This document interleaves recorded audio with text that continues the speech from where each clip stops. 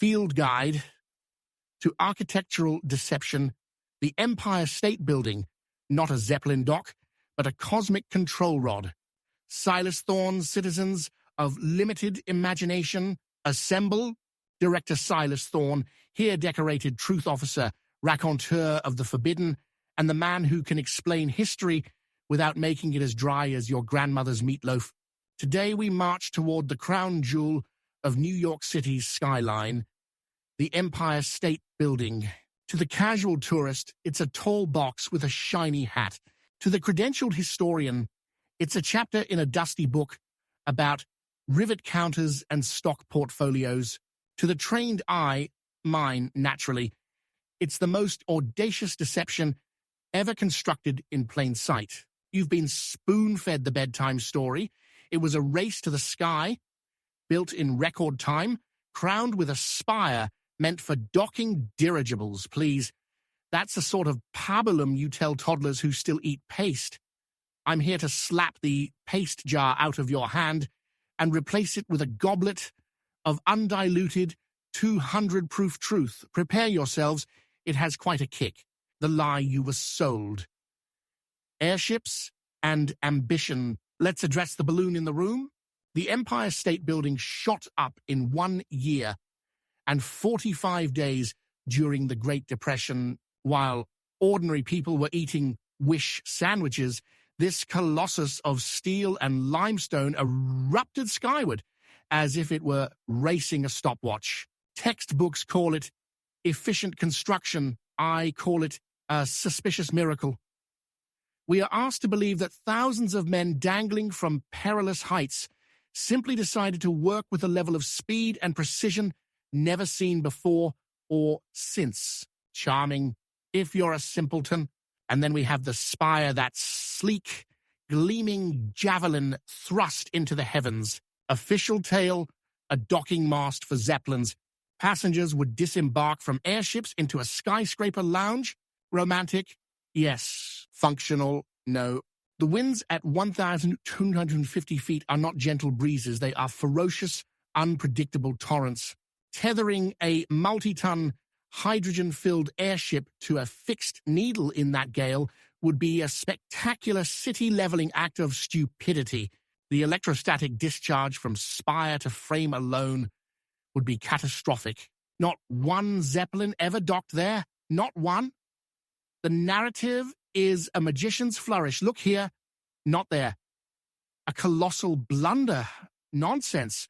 It was never meant to catch blimps.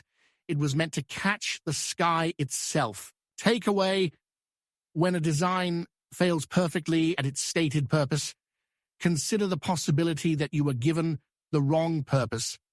The uncomfortable truth: not a mast, but a machine. Why the rush? Why crown the building with a feature that fails so spectacularly at its alleged purpose? Not for bragging rights, not for tourists.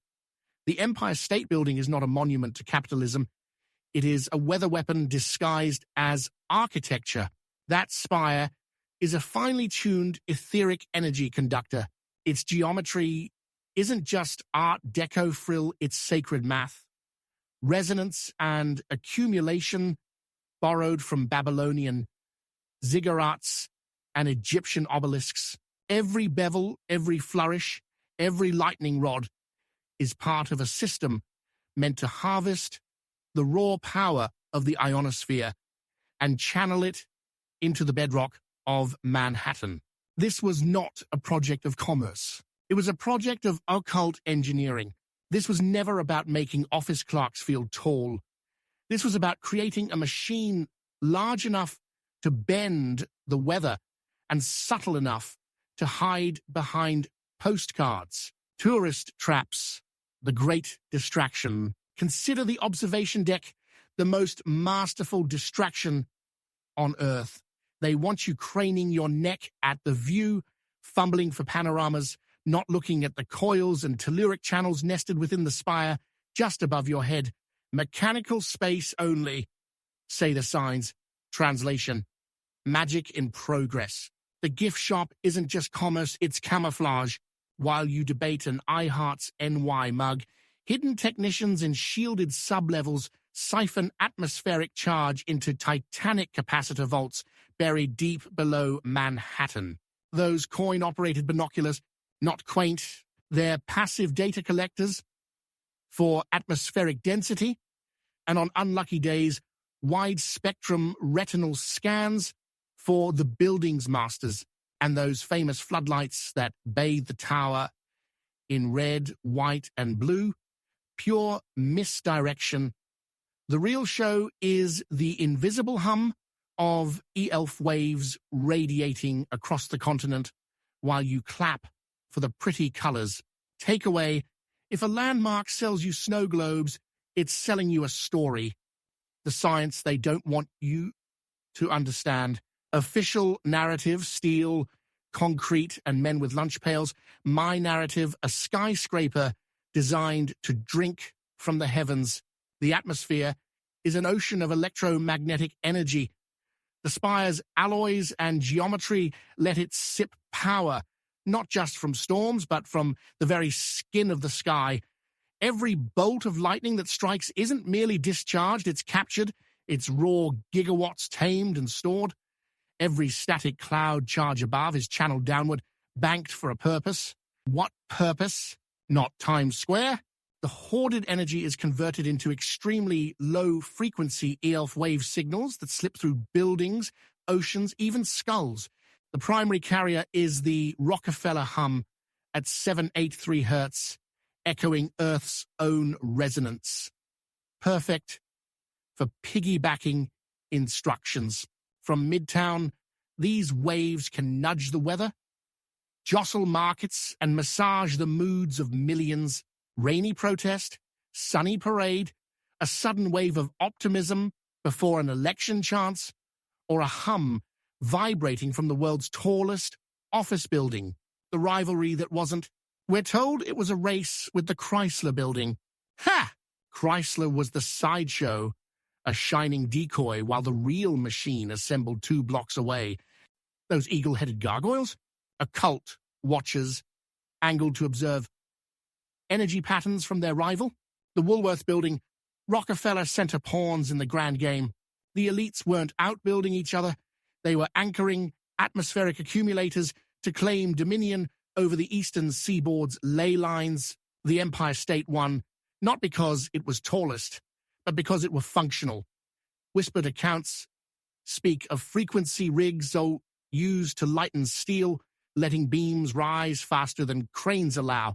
That's why the project clocked an impossible 410 days. You think steelworkers did that alone? Wake up, my lambs. Resonance, tuning the human herd. Empire State Building. Every elevator shaft is tuned like an organ pipe. Every marble hallway hums at a frequency too low for the ear, but perfect for the nervous system. It isn't just whether they manipulate, it's you. Why are New Yorkers always in a rush? Perhaps it's the 24/7 hum, whispering urgency into bone and brain. Stand at the base long enough, and you'll feel it. A pressure behind the eyes, a faint buzz in the chest. That's not the hot dog. That's resonance. That's the machine tuning its herd. Takeaway: the mood of a city may be less culture and more carrier wave. Why they keep lying? Why bury the truth? First, admitting it would shatter the energy industry and the tidy narrative of progress. Free, limitless sky power makes oil and coal look like cave hobbies. Second, it exposes the calibration of our reality events, guided, not accidental. Better to tell the children it was a failed zeppelin dock than confess the elites have been bending clouds and nudging moods since 1931. Conclusion: Silas has spoken. Next time you gaze up, don't think romance or ambition. Think antenna and atmospheric control. It isn't a relic. It's still humming, still channeling, still whispering into your subconscious. The public prefers bedtime stories, dirigibles that never docked, over an energy weapon that never stopped. And that's why I, Director Silas Thorne, stride boldly into the storm of ignorance, chin tilted, cape imaginary, but glorious to illuminate what others fear to say. Now, if you'll excuse me, I have classified appointments with destiny, 3 martinis, and a file explaining why pigeons circle the tower but never land. Their navigational instincts detect the resonance, a sensitivity the human herd has long since lost. Good day, citizens. Try not to be hypnotized by the skyline on your way home.